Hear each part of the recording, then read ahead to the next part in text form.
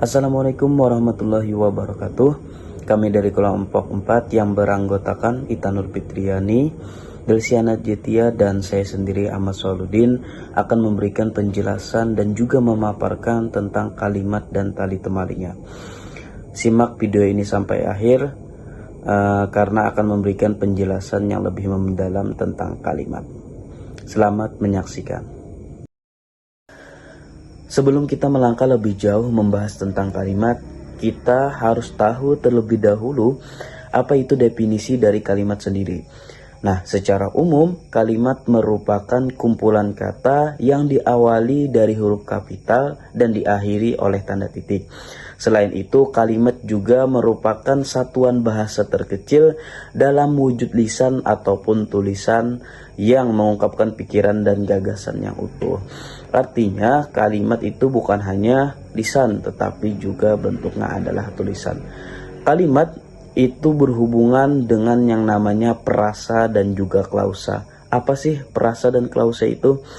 Jadi prasa dan klausa itu merupakan kelompok kata yang termuat di dalam sintaksis.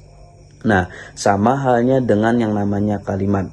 Dalam ragam bahasa resmi, kalimat ini setidaknya mempunyai unsur pokok yang disebut dengan subjek dan juga predikat. Apa itu subjek? Subjek itu merupakan pelaku dan predikat adalah apa yang ia lakukan, apa yang ia kerjakan. Contohnya misalkan ibu belum pergi.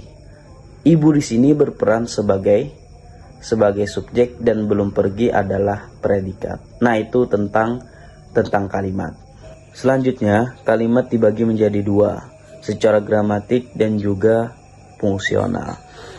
Secara gramatik erat hubungannya dengan kalimat tunggal dan juga kalimat majemuk. Nah, kalimat tunggal biasanya terdiri dari satu subjek dan juga satu predikat. Adapun kalimat majemuk itu biasanya berisi lebih dari satu subjek dan juga satu predikat. Bisa juga ditambah dengan objek sebagai pelengkapnya. Contoh, ayah membaca koran. Itu hanya terdiri dari satu subjek dan satu predikat yang disebut dengan kalimat tunggal. Tetapi ketika kita tambah ayah membaca koran dan ibu membaca koran, itu akan menjadi dua subjek dan juga dua predikat yang disebut dengan kalimat majemuk. Kalau kita bahas lebih lanjut tentang kalimat majemuk, itu akan menemui yang namanya kalimat majemuk setara dan juga kalimat majemuk tidak setara. Kalimat majemuk setara adalah kalimat yang terdiri lebih dari satu klausa. Nah, adapun yang namanya kalimat majemuk tidak setara itu merupakan kalimat majemuk yang terdiri dari satu suku kalimat atau suku dari satu klausa bebas dan satu atau lebih klausa tidak bebas atau terikat. Berikutnya, kalimat secara fungsional dibagi menjadi 4, yakni kalimat pernyataan yang disebut dengan deklaratif, kemudian ada yang namanya kalimat pertanyaan disebut interrogatif, ada yang namanya kalimat perintah disebut dengan imperatif, dan yang namanya kalimat seruan disebut dengan eksklamatif.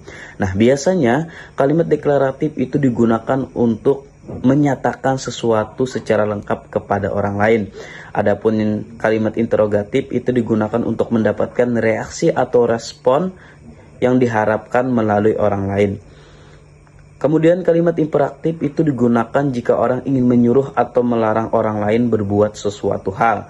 Dan yang terakhir itu kalimat eksklamatif digunakan jika seseorang ingin mengungkapkan perasaan yang kuat, spontan atau mendadak ketika melihat sesuatu hal.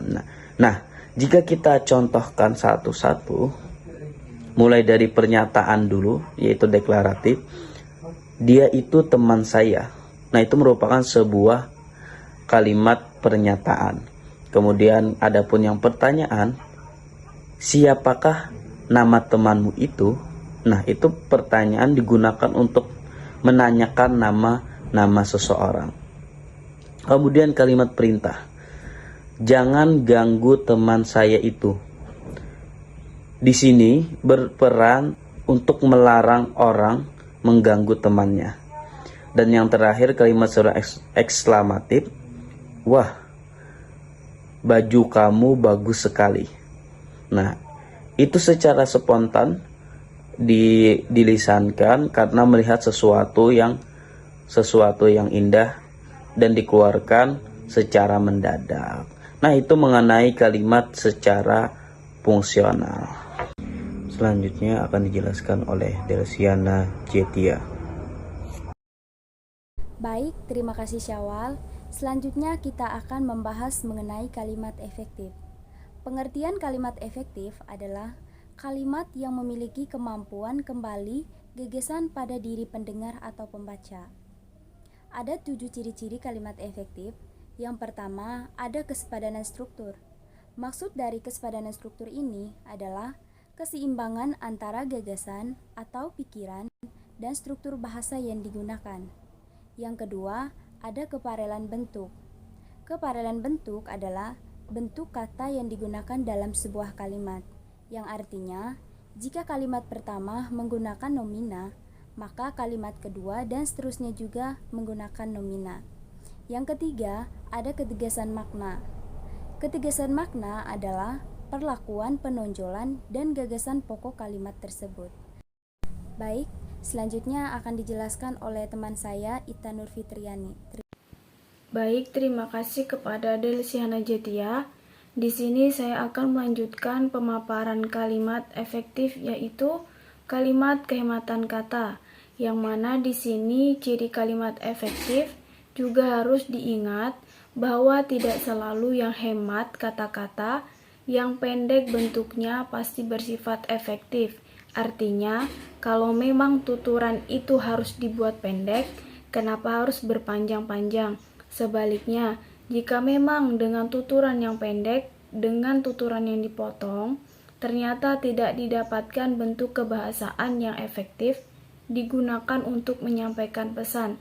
Tentu saja, bentuk-bentuk kebahasaan yang sedikit lebih panjang tetap diperbolehkan. Selanjutnya, kalimat kecermatan dan kesantunan. Adapun yang dimaksud dengan kecermatan dan kesantunan bahasa, yang mana pada intinya adalah kehati-hatian dalam menyusun kalimat dan bentuk-bentuk kebahasaan yang lain, sehingga hasilnya tidak akan menimbulkan tafsir ganda.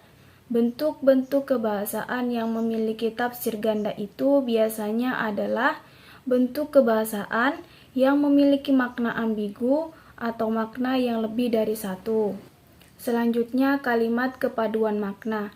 Adapun yang dimaksud dengan padu adalah bersatu.